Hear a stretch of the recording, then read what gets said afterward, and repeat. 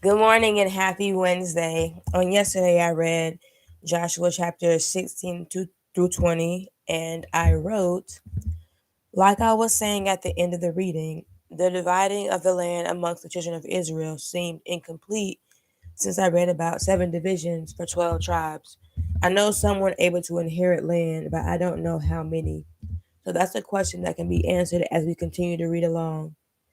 It had to be hard living as a woman and having to rely on your brothers to take care of you after your father died. I'm glad those daughters of Manasseh were able to inherit the family land. I know I've already talked about how the land is being fought over today, but I wonder if they're using the information from the Old Testament to determine what land is theirs. Do the Hebrews of today know which tribe they're from, or do they all just want to share the land as general descendants? I'm not sure I'm interested enough to look it up, but if you know anything about it, please let me know in the comments. So you can comment on the videos about anything, that I write about what I read or that I read directly, what you think about it. It's all about community, Bible community. So today's reading is Psalm chapters 9 through 11. Chapter 9 reads, I will praise thee, O Lord, with my whole heart. I will show forth all thy marvelous works. I will be glad and rejoice in thee. I will sing praise to thy name, O thou most high. When mine enemies are turned back, they shall fall and perish at thy presence. For thou hast maintained my right and my cause. Thou satest in the throne, judging right. Thou hast rebuked the heathen. Thou hast destroyed the wicked. Thou hast put on their name forever and ever. O thou enemy, destructions are come to a perpetual end, and thou hast destroyed cities. Their memorial is perished with them. But the Lord shall endure forever. He hath prepared his throne for judgment, and he shall judge the world in righteousness. He shall minister judgment to the people in uprightness. The Lord also will be a refuge for the oppressed, a refuge in times of trouble.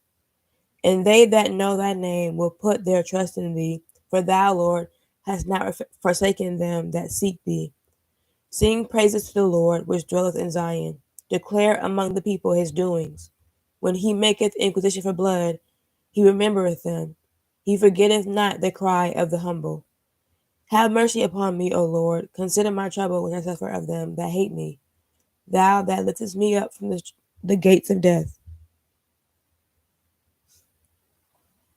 that I may show forth all thy praise in the gates of the daughter of Zion. I will rejoice in thy salvation.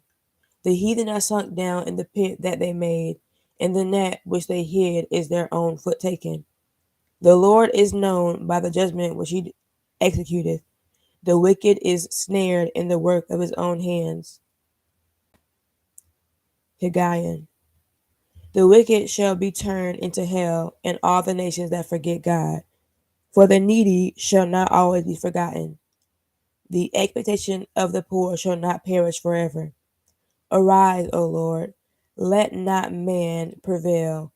Let the heathens be judged in thy sight. Put them in fear, O Lord, that the nations may know themselves to be but men. Chapter 10. Why standest thou afar off, O Lord? Why hidest thou self in times of trouble? The wicked in his pride doth persecute the poor. Let them be taken in the devices that they have imagined. For the wicked boasteth of his heart's desire, and blesseth the covetous whom the Lord abhorreth. The wicked, through the pride of his countenance, will not seek after God. God is not in all his thoughts. His ways are always grievous. Thy judgments are far above out of his sight. As for all his enemies, he puffeth at them. He hath said in his heart, I shall not be moved, for I shall never be in adversity. His mouth is full of cursing and deceit and fraud. Under his tongue is mischief and vanity. He sitteth in the lurking places of the villages. In the secret places doth he murder the innocent. His eyes are privily set against the poor. He lieth in wait secretly as a lion in his den. He lieth in wait to catch the poor. He doth catch the poor when he draweth him into his net.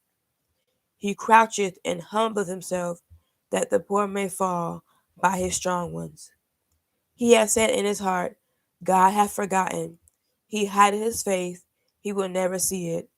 Arise, O Lord, O God, lift up thine hand, forget not the humble. Where doth the wicked contemn God? He hath said in his heart, Thou wilt not require it. Thou hast seen it, for thou beholdest mischief and spite, to requite it with thy hand. The poor committeth himself unto thee. Thou art the helper of the fatherless. Break thou the arm of the wicked and the evil man. Seek out his wickedness till thou find none. The Lord is king forever and ever. The heathen are perished out of his land.